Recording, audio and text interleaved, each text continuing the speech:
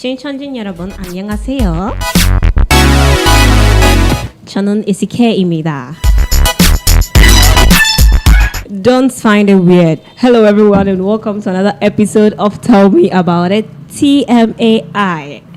Like I said earlier in Korean, I am Esi K, your host for this program.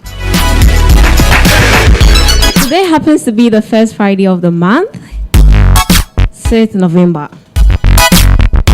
Well, I don't know what today is, but since I'm alive, I'm grateful. I hope you are well. The only issue I can talk about having would be breaking my legs. As you can see, I was struggle for a while, but who knows? You just get along with it. So if you're listening for the first time, Tell Me About It is a place where you tell me about things you are curious about, and I do the same, even the weirdest things you can think of. The second segment, we have a second segment, if you've not noticed. Probably because we do not do it most of the time, you wouldn't notice. But then we have a second segment, and then it is a place where you send your comments and your opinions about everything and questions you're curious about. But then I do not get that most of the time. I'm sending a reminder, so you send your questions and things you're curious about. And in respect to that, do not forget to leave your comments on our socials, PenyGH on YouTube, Instagram, Facebook, wherever you can. If you are like me and then you keep on forgetting the show starts at 6 p.m. every now and then, please set an alarm. It really does help. 6 p.m. Yeah. So today we are talking about something different. But before that, I'm not going to do the talking alone. And we don't have Dominic here. We have Dominic here, but then Dominic is not with us seated. With the discussion and all that. We have another person. He's sort of new to this place, and then I think personally, is my opinion, he may become a regular over here. So, welcome, Mr. Wait, before that, let me introduce him. So, who is our guest for today? He is in the person of, what am I saying? He is called Dela Omega. He has decided to abandon his first name, which is very nice. However, let's go with that. He is an alumni or past student of the University of Ghana, Legon. He majored in political science and then theater. Whoa. So, what again about the lab? Yeah, he is the manager for Ellie's Batik Online. Gotcha. So, without much ado, I welcome Dela Omega. Thank you very much, Esi K, for the introduction. And as already established, I'm Dela Omega, an alumni of University of Ghana and the brain behind Ellie's Batik Online. Yes. Thank you very much once again. Thank you very much for accepting to be here today. I was like, I'm all of a sudden hyper because you accepted to be here. Oh my God, Dela, how are you doing? I'm fine, and you? Well, are you not nervous? Because quite. This is my first time being on air, so please understand me. Oh my God. So for today, we're going to be talking about educating the imprisoned, the pathway to freedom. Yes. Educating the imprisoned, a pathway to freedom. And as usual, it's going to be based on an article and an online and whatever you have, whatever you can think of. So yeah. And then Dela. Well, since we're going to be talking about prison and then how to educate them, I would first want to ask you if you have any stories about. Do you know anyone who is in prison? First of all, sometimes as humans, me personally, I feel like I'm in prison. Oh yeah, I do feel the same sometimes. Yeah, so I felt SHS was a prison. Oh, okay. And then growing up amongst boys and very strict parents, I also thought I was in prison because sometimes you feel like going out, but when you seek permission from your parents, you wouldn't be granted. So there's no need asking them For the permission. For the permission. It's like curfew thing. Yes. So our basic everyday life sometimes can feel in prison. But then today we are not talking about that into details. We are going to talk about those who have actually been in, like those who are actually in prison. Do you know anyone of like this?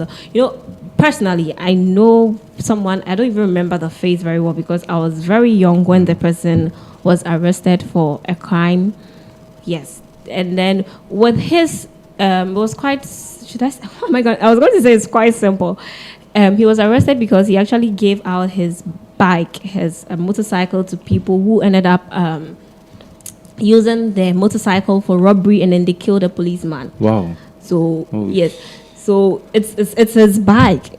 Even if you are not part of the crime, even if you were not around, like, those people were not The found. bike was used for that crime. Exactly. So they would trace everything back to him. Even if he has no matter how innocent he was arrested, imprisoned, and then I think he was sentenced to 18 years in prison. Okay. That was when I was very young. I don't even know when he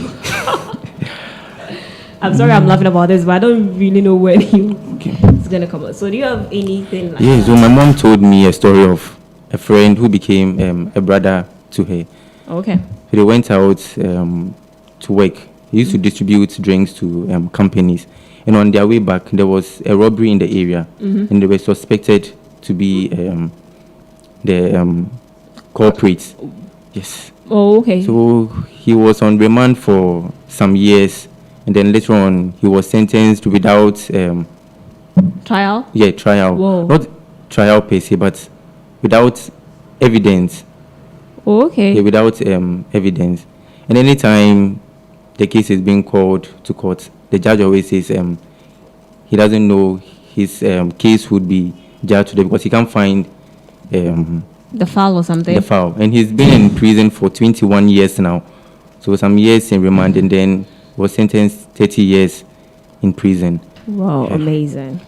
So we're having this discussion not only for the prisoners per se, but then for their family members outside, to also encourage them to take up the educational courses in the prison. Yes, please.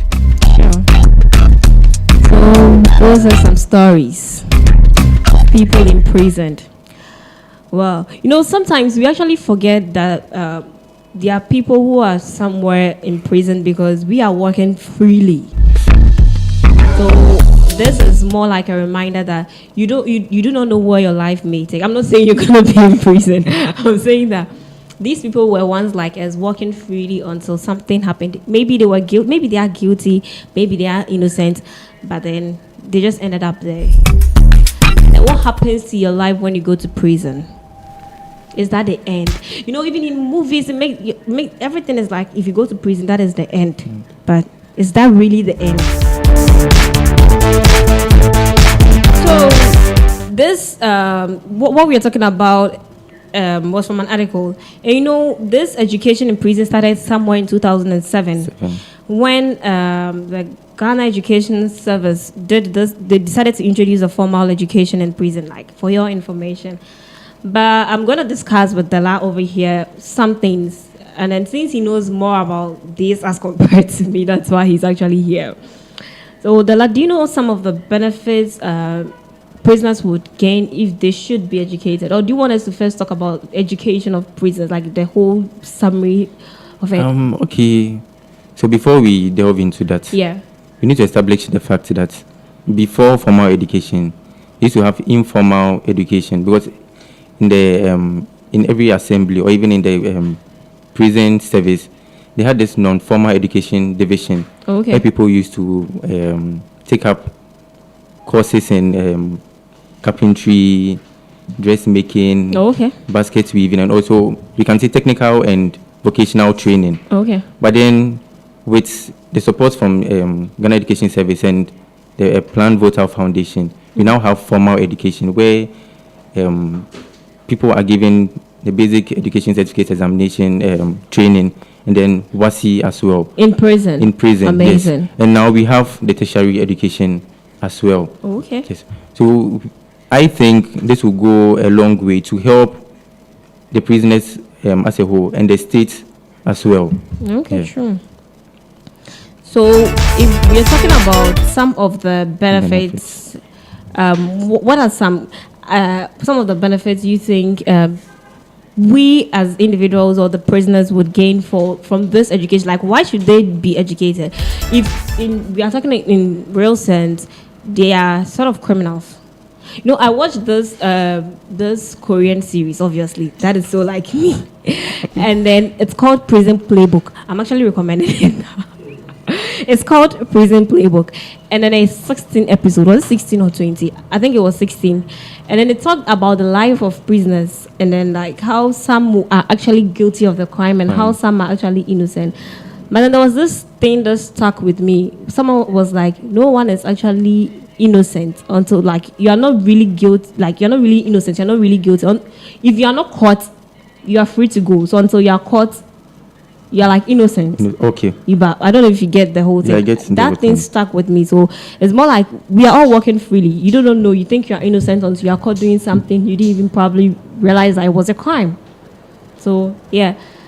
So what are the benefits of they being in the movie South Korea? They are educated. They even play tennis, but like everything.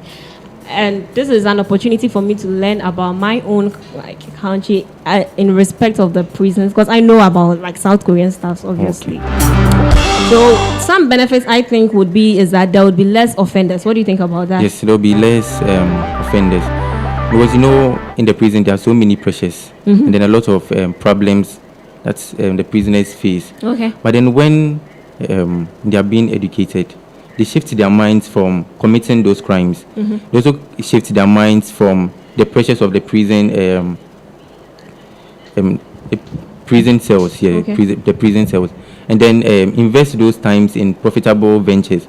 So, for example, I am in the prison, all right, but then I'm learning how to sew, or I'm learning dressmaking. I wouldn't have time indulging in crimes, going to attack another prisoner or raping someone. Okay.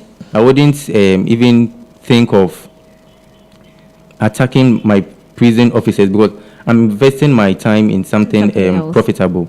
And even when they come out, I think when they have the basic education or whatever it is, when they come out, they have like some skills or something to work because they have the certificate. Yes. So the fact that they were in prison doesn't restrict them from being normal citizens outside. So they wouldn't, because if they don't have the certificate or if they're not working, they might be tempted to rob again. They might be tempted to do something again. So let's say that would be like an aftermath when they are out of the prison. Sure. So what you discussed was out of the prison. But then we should understand that the prison is for reformation and rehabilitation. Okay. So if the prisoners are not living in good conditions, they'll be pressured to do things that would even worsen their situation. Sure. So they being educated will shift their minds from all those pressures and indulging in crimes, as we've already said. Sure. Yes. Sure. So, what other benefit do you think we would gain, prisoners? I mean, all of us as a society. What advantages do you think we can gain? We can talk about literacy in Ghana. Okay. Yes, Ghana has high illiteracy rates. Yes. But then, I thought that thing, like joke, I thought it was still going down, because at this moment, I realize a lot of people can at least read or write. It's not like when we're younger. I feel like a lot of people are. Okay. But I still read, I'm like, there's still literacy rating, and I'm like, is it that I'm not reading very well? Because in 2018, when they had this annual report, it was noticed that most of the people in prison, about a high percentage, did not even have they had no information, formal education at all. Okay. But then a few percentage had basic education certificate, and then the varsity, so from the basic level to the secondary level.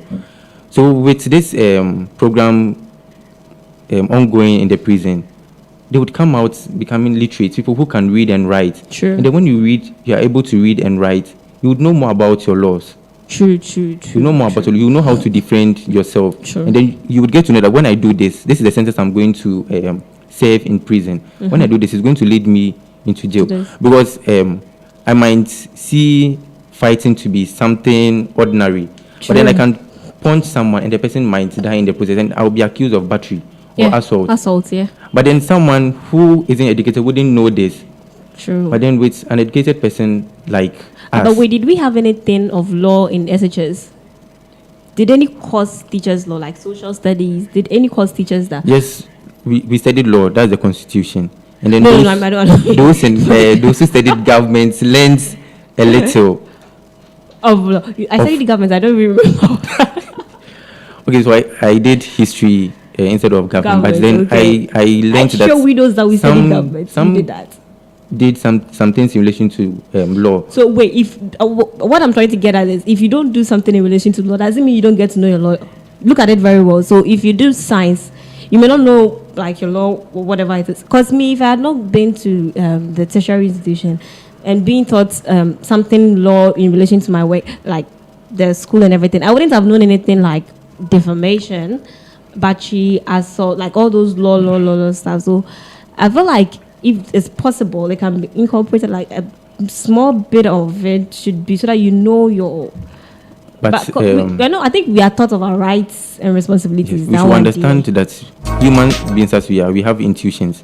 Mm-hmm. How do you know this is a sin? So just as you know that something is a sin, you should also know that this is a crime.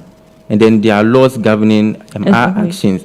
You might have written laws, unwritten laws, but then within yourself, as a human being, your intentions will prick you.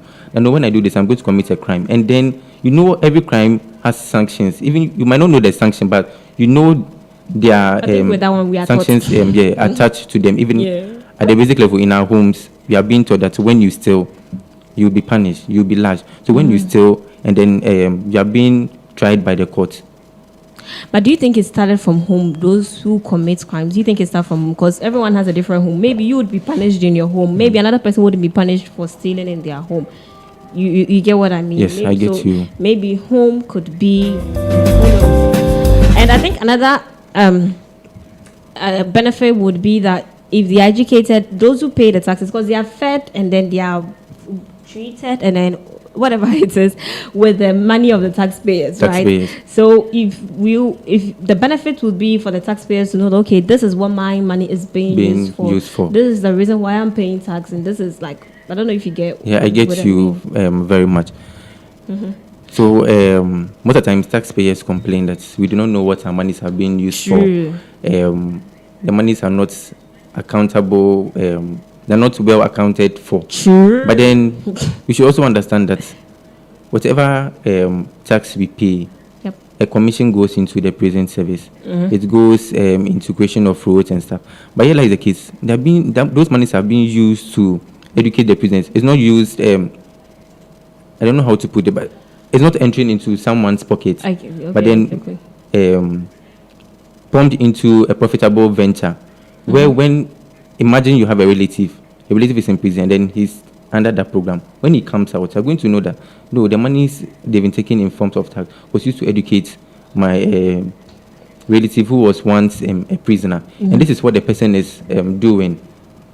So, for example, when the person comes out as an entrepreneur, you'd end up congratulating the government for doing that. True. You congratulate the government, all right, but then you also have joy or happiness that this is what my money or my funds have been used for. Exactly. And I think since you talked about the employment thing, I think it's also linked.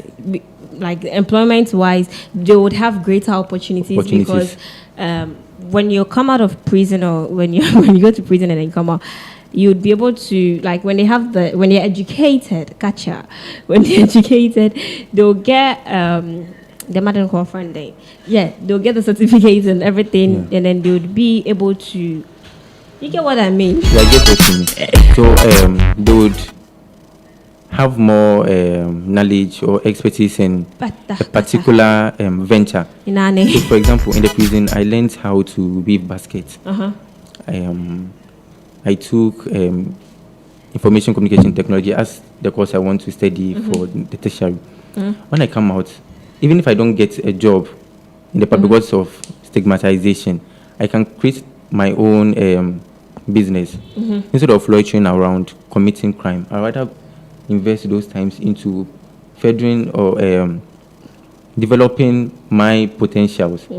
by creating job opportunities for myself, and those opportunities will also help the state as a whole. Because when I come up with something, it will benefit others. Others might also come to me to learn how to do those things. True. So, and also it will even make the country proud, because their monies or that initiative wasn't a waste. True. Yes, ma'am. So, you said something and then it just brought me to something. I think something I wanted to discuss about the issues prisoners face.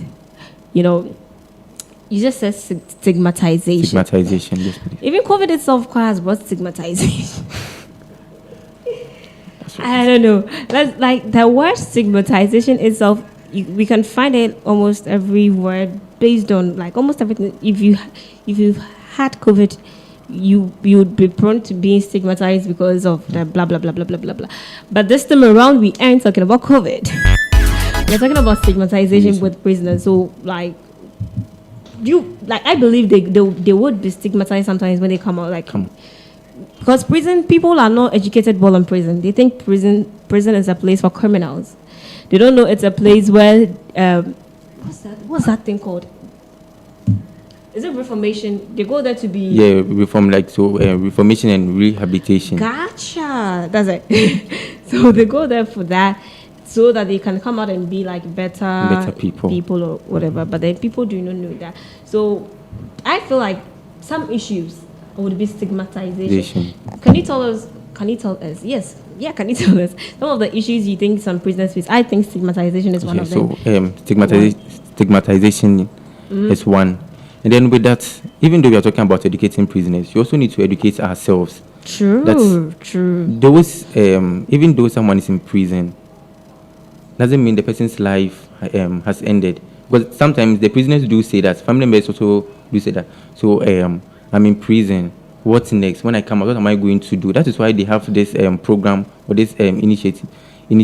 So if they come out and then we, the citizens, or those working freely or living freely, are pointing fingers at them and putting tags on them, they would feel they haven't been accepted in society, and they might even go back to those crimes that they committed, so that they can go to the jail and meet the people they were in prison with. Because as a prisoner, or even when we were in SHS, some of us didn't like the idea of being in the boarding house. Tell me about it. Just tell me about we got used to it. We got used to it. We met new faces. We made contact. That's the same thing they're also going to do there. So when we put tax on them, they would end up feeling like going back.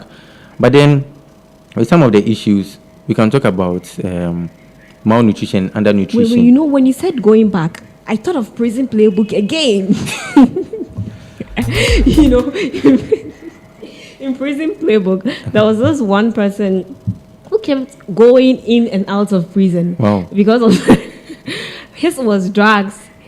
It's more like he was addicted to drugs. So he would be arrested for handling drugs and everything, and then he'll be extremely high, and then he'll go out. And then because he has already been attached, people are like, he's a drug addict, and like because of the stigmatization that he's whatever he does, drugs and Okay. You think he's changed, you'll be like, I've changed and everything.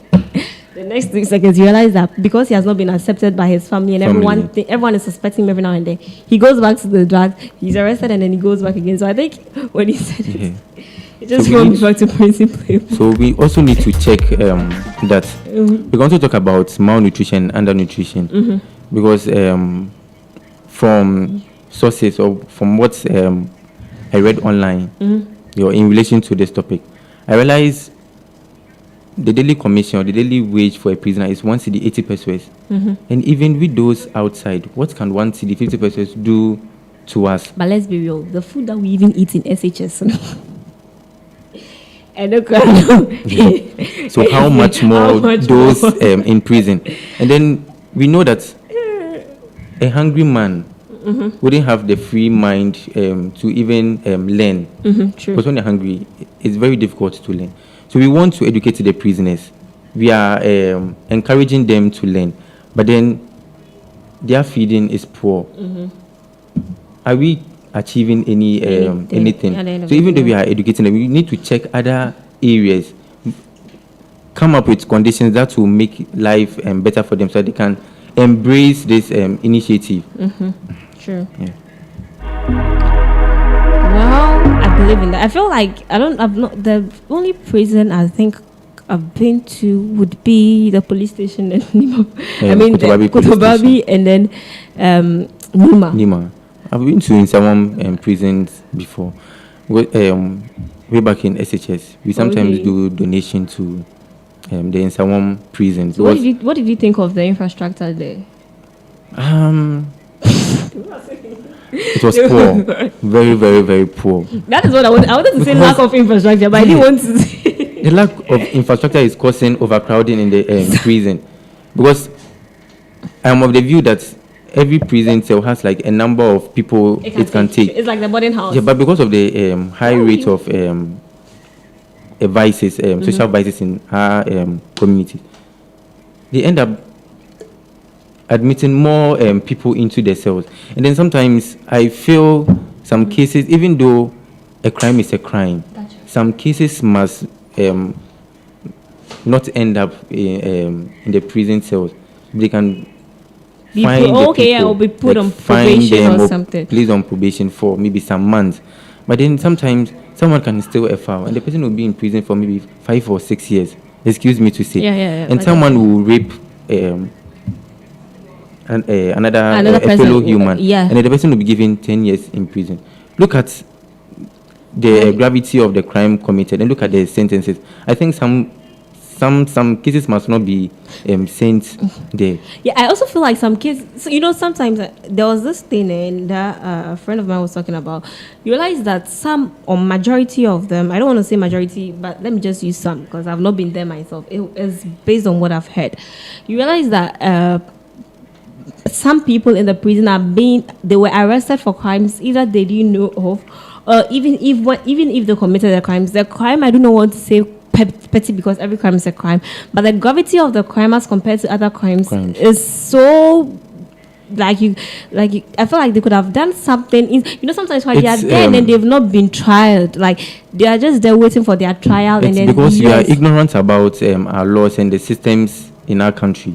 Because when we are educated or we know these things, we know how to defend ourselves. It's more like people will probably think, they do not have the money to get a lawyer, but like they are public defenders. They do not know that they are entitled to a public defender when it is a criminal case. Whoa, I'm sounding like a lawyer. Let me go. Can they be trusted? The public defenders. The public defenders, can they be trusted? Because I think sometimes people do feel the lawyers or the judges are being bribed to favor them. Well, a lawyer or a judge, not a judge, a lawyer is supposed to speak on behalf of you, like a public. I think Ghana. Is that the case? Wait. That's what I was about to ask you that. Well, I don't know. I do not want to make statements I do not know of, because everything I say can be used against me. Court of law. Understand? This is law you're talking about. Anyway, but there could be a possibility that they are not. I feel like they are not being given fair trial. That is what I feel. Because sometimes there are some people who are just there for like 3 years, 4 years, and then they've not been really for real. And then you are claiming the place is overcrowded. If you have tried all these people and then found like, they should be. And some cases are being placed on remand. Yeah, on remand. So imagine the person doesn't have those finances or those resources to help vindicate them. That person will end up being in jail. True. And that will be adding up to the number of people. Just tell me about it. In the cell. That is why we are encouraging those who have relatives or friends in prison to also encourage them to take up this program, so that the knowledge they gain from that initiative will help better their lives and also better the lives of others in the community. So, if you are doing the listening, this is Tell Me About It. I'm not really hearing from you guys today. It's like you're all quiet. Well, come check here. Anyway, we are talking about some issues prisoners do face, and then we talked about stigmatization already. We've talked about the lack of infrastructure. We've also talked about malnutrition.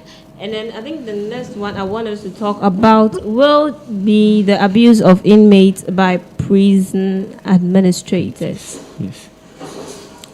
It's happening. It's happening. We've heard of cases where prisoners are being raped, prisoners are being abused physically and even sexually. And sometimes when they're even taken into the field to work, especially those on hard labor, they're being treated unfairly. I've witnessed it before. Because sometimes I do go out and I meet some of the prisoners along the Jowulu, the Perez, reading. And you can see that sometimes they will be working all right, and then the prison officer will just take a stick and hit them. We might not know what the prisoner did, but it's unfair.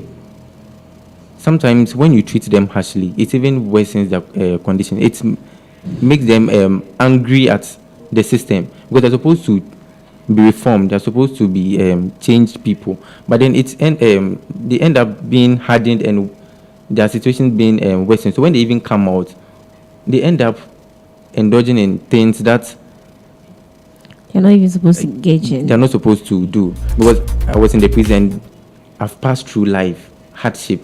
So what have I not passed through? That is what most of them say.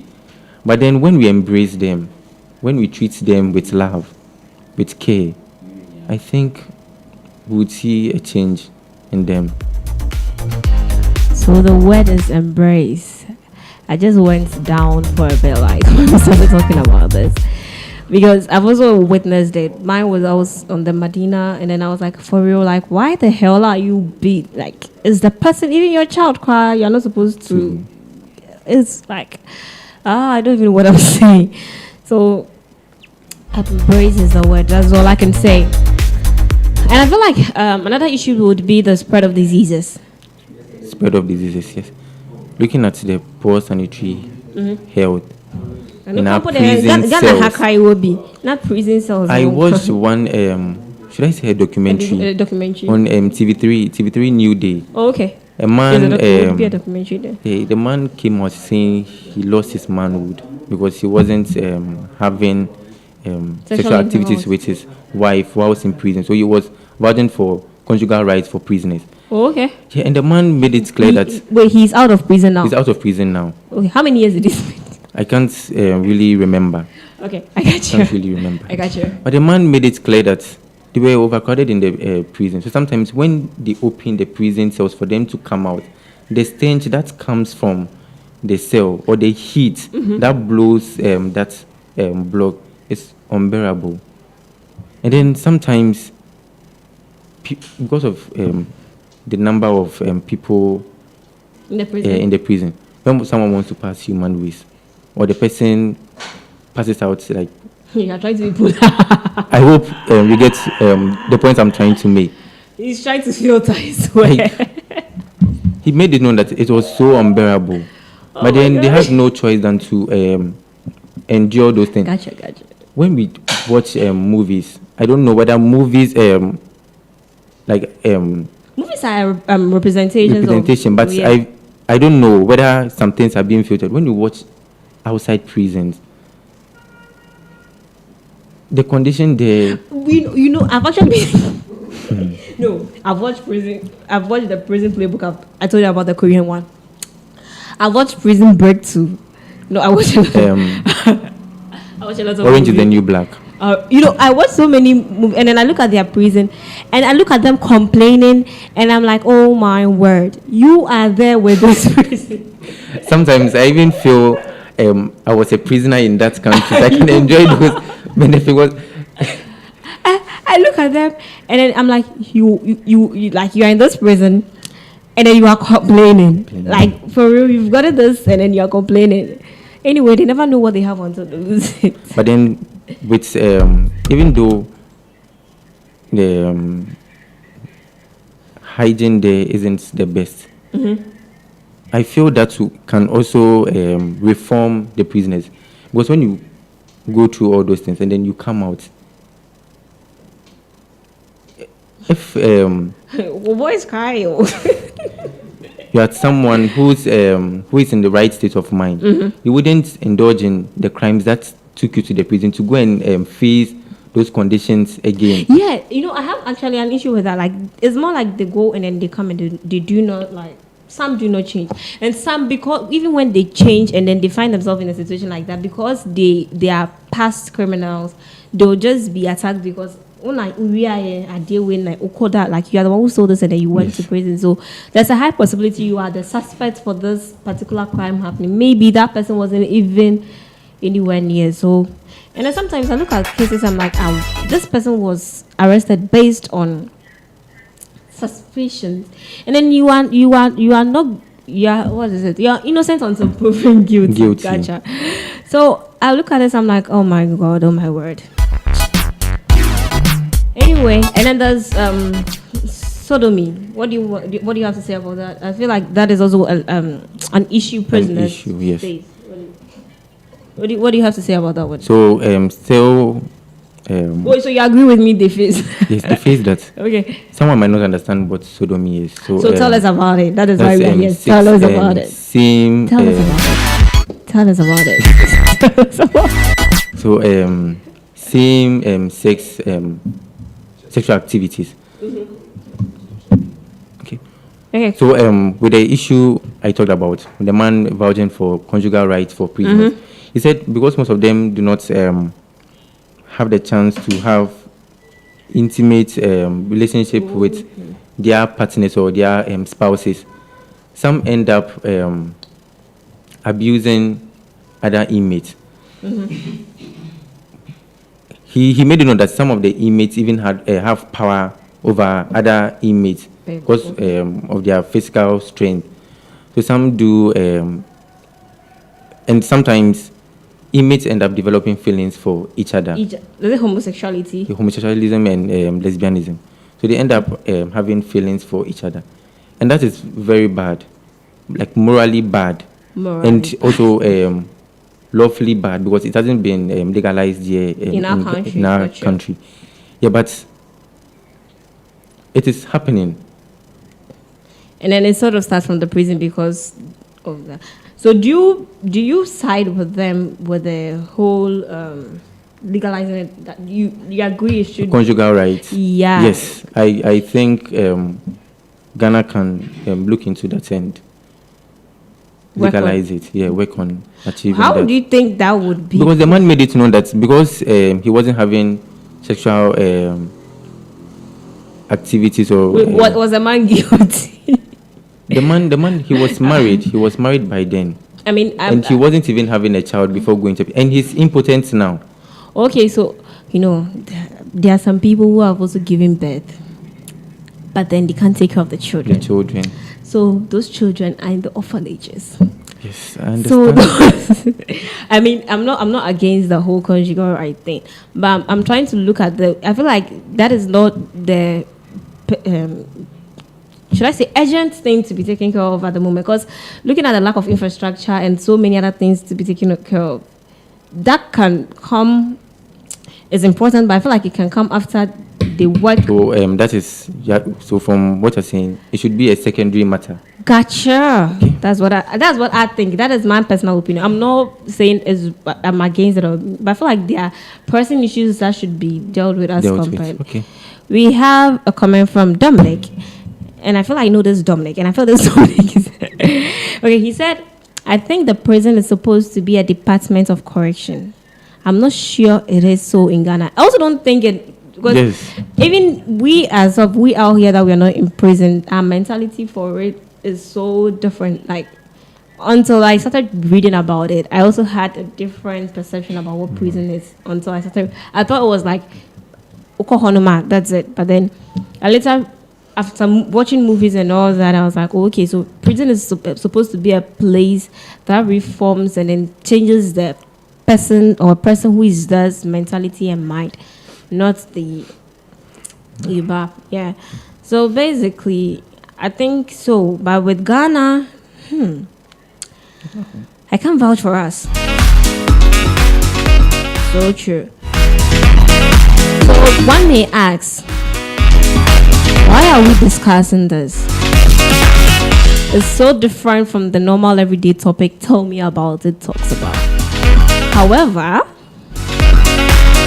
Tell me about it. It's a place where we talk about everything and nothing at the same time.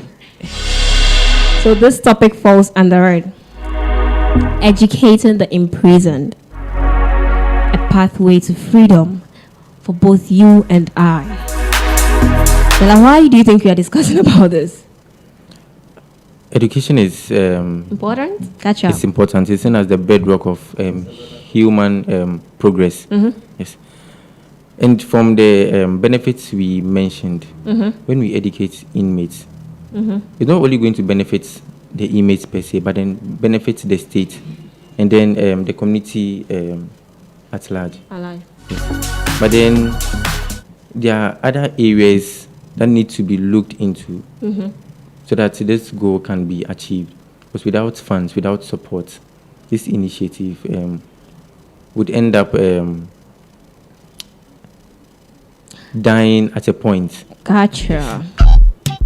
Sure. So we want to use this means to appeal to governmental bodies, non-governmental bodies, Everyone and each and corporate everyone. and individuals. Is this grammar correct? Each and every one of us. I think we should. Exactly. The person in charge of grammar check. Please, grammar check. Each and everyone. Everyone. Hey, gotcha. Forget it. I mean, everyone. We need to come together to. We shouldn't forget that they exist. Yeah, basically. For today, we actually done well. There is a comment. I was about to say we are going to our second segment for today, but then there is a comment. Good evening. Missed a lot today. Oh yes, you did miss a lot today, Priscilla. You did miss a lot today. Anyway, welcome. It's not too late. And like I always say, if you miss the beginning of it, you can watch till the end. And do not forget to go back and then watch from the beginning so that you get what you missed. You can do it whilst washing the dishes, your clothes, is listening. You're going to be listening to what we are saying. If you want to watch us to meet your phone, you can just turn the phone and then you just watch it. So, welcome. Dominic says welcome anyway. Priscilla, Dominic is welcoming you to the show.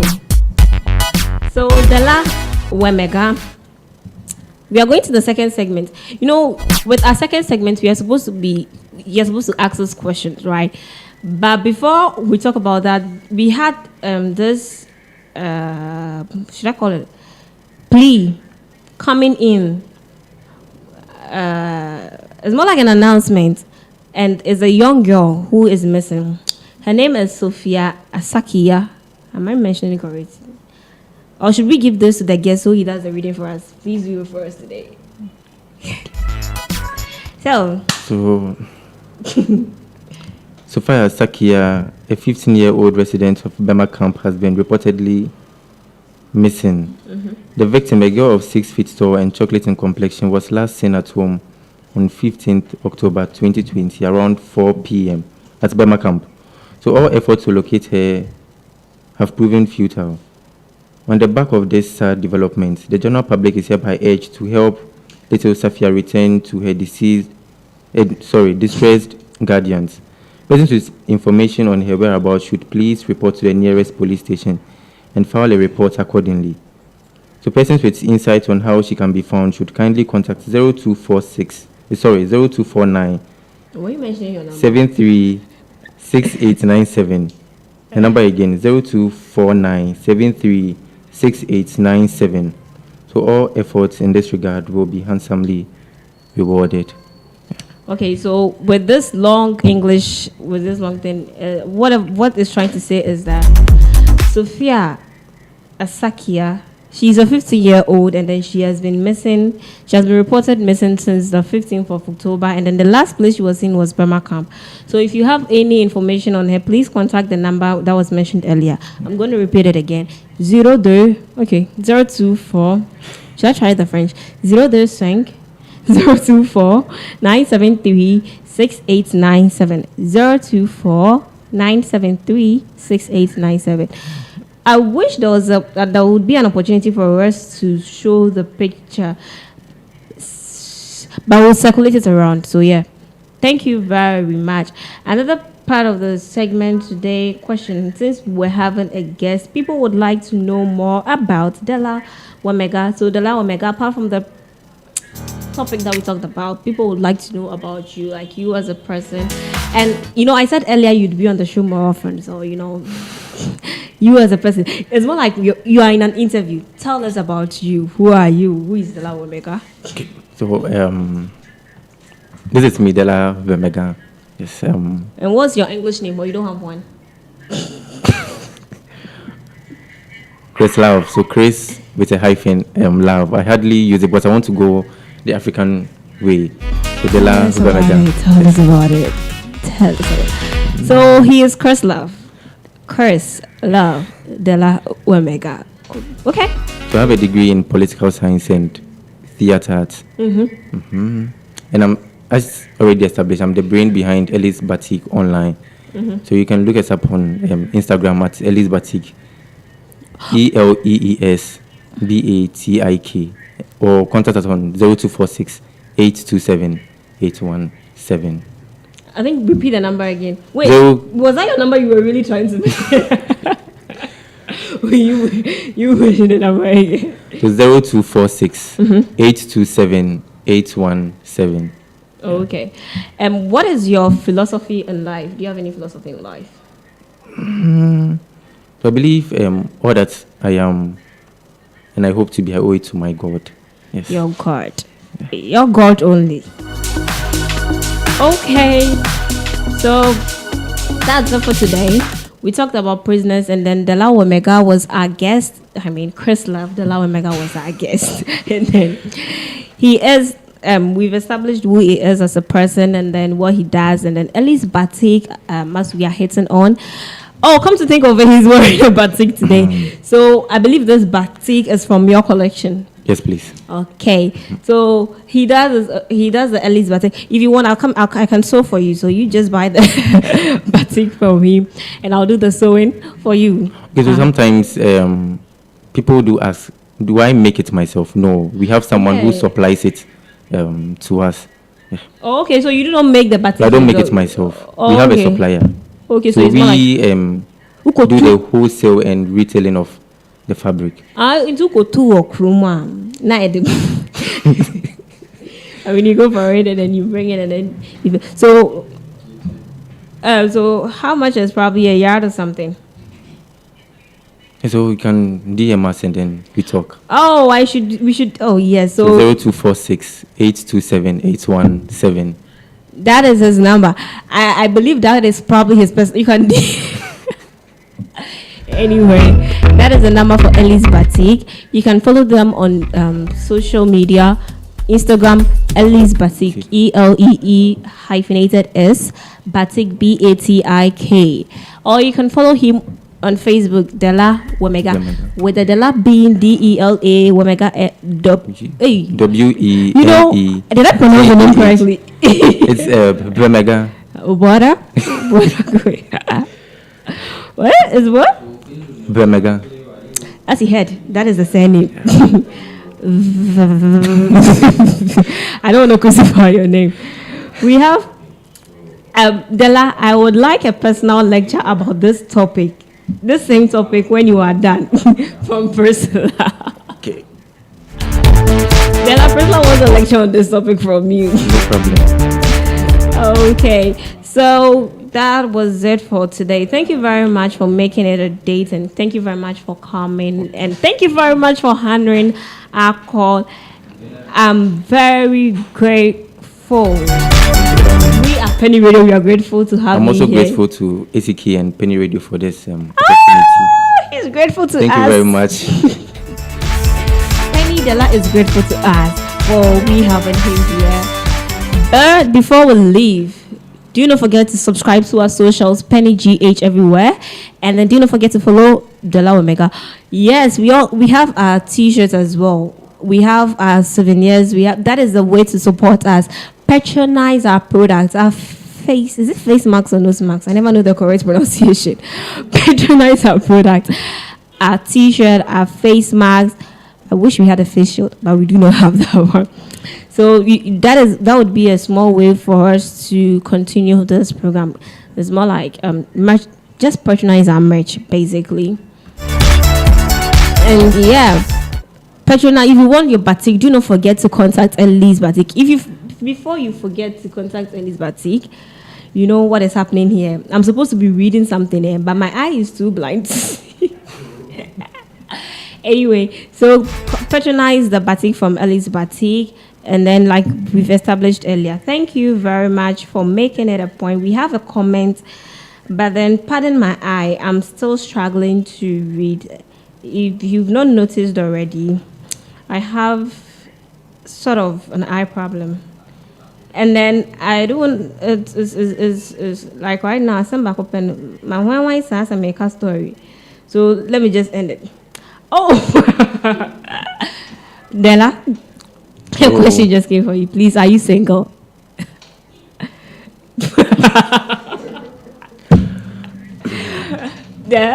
Are you single? Please, the truth and the truth only. The truth shall set you free.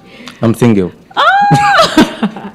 So, Priscilla, Della is single. Are you searching? Priscilla, Della is single and then he's searching. Even if he can't speak for himself, I'm speaking for him. He's single and looking. So, Priscilla, since you are our number one fan, I'm going to do this personal link for you. Della, we shall do the exchange. Since she's asking if you are single, maybe she has something in mind. So, single and searching, you are. So today's focus is discussing educating prisoners and not. Anyway, thank you very much. No, we are not ending the program now. No. So tell us about you being single. Why are you single? Because I want to be single. For now. Hey, if Esi K doesn't read my comments, I'm done with this show. Priscilla, I've read your comment. He's still answering. Why is he single? He's not answering. Because I'm single. I want to be single. It's a want. Yes, I want to be single. What, you want to be like a reverend? I want to find out more about myself, who I am. Yes. I'm looking for a correct. I'm looking for. Wait, does YouTube filter some words? It filters some words. No, anything. Let me just. We show me. Anyway, that is all for today. Thank you very much for tuning in to and listening and joining us. We are very grateful. It's thanks to you that we still have this show. And then we are already 3 months. I was surprised when I saw the first video being written 3 months ago. I was like, oh my God, we are 3 months already. It's a 3-month celebration. And in respect to that, or because of that, we are going to start this challenge, the Esi K intro challenge. Della here has already vouched to do the intro challenge. He has vouched. Honor, Della, please.